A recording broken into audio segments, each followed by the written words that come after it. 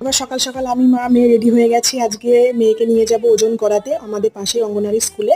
তো ১ মাস আগে ওকে ওজন করিয়ে এনেছিলাম। ওই স্কুল থেকে বারবার ফোন করে বলছে ওজনটা করিয়ে নিয়ে যেতে। তো সেখানেই আজকে ওজন করাতে নিয়ে চলে এসেছি। এই দেখো দিদিরা ওকে এই ওজন ব্যাগের মধ্যে আজকে ফার্স্ট টাইম ঢোকালো। ও যেহেতু বড় হচ্ছে দিন দিন, তো এবার ওকে ওজন ব্যাগে ওজন করাবে।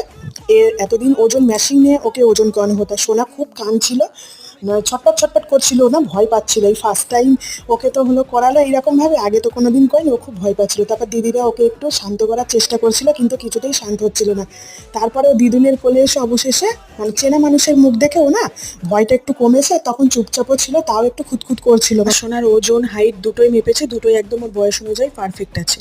পরে আমরা বাড়ি চলে এলাম। বাড়ি এসে সোনার সাথে কথা বলছিলাম।